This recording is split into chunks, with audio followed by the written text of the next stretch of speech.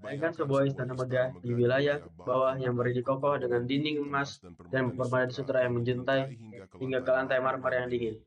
Tempat di mana seorang raja bernama Ibrahim bin Adam hidup dalam limpahan kemewahan yang tak terbayangkan oleh orang kebanyakan. Namun di balik segala kemewahan dan kekuasaan yang ia miliki, terselip kehampaan yang tak mampu diisi oleh harta benda manapun. Hingga suatu malam yang sunyi, ia dikejutkan oleh suara derap langkah kaki di atas atap istananya, yang seharusnya mustahil dijangkau oleh siapapun. Ketika Ibrahim bertanya, siapa yang berada di atas? Sosok misterius itu terjawab dengan tenang bahwa ia sedang mencari untanya.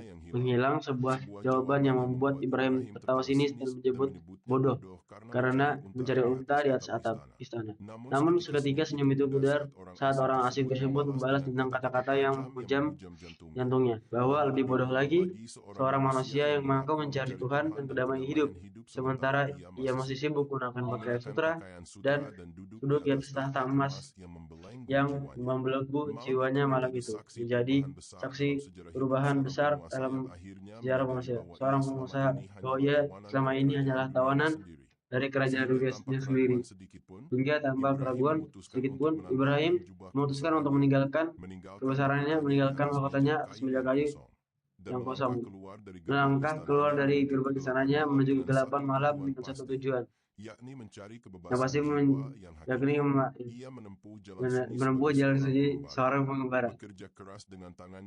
Ya, rasakan betapa jauh lebih nikmat rasa lelah dari keringat sendiri dibandingkan kenyamanan yang disuapkan oleh para pelayan istana.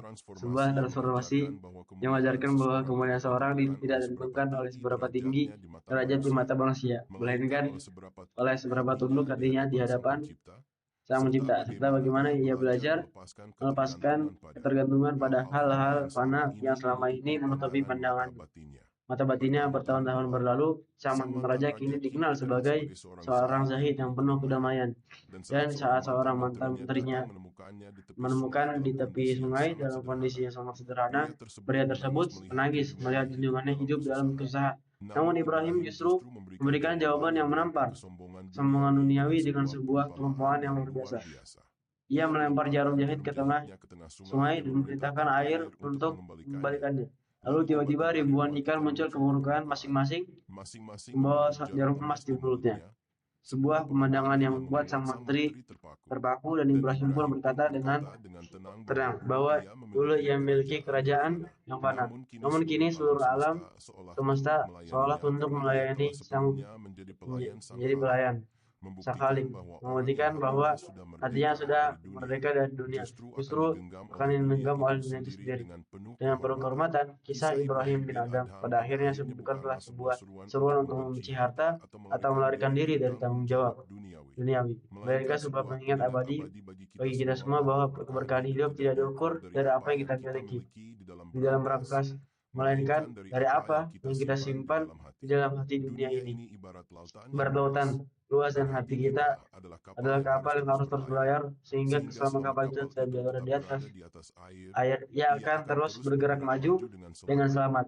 Namun begitu air laut itu masuk ke dalam kapal, maka perlahan tapi pasti ia akan tenggelam dan karam ke dasar yang dalam.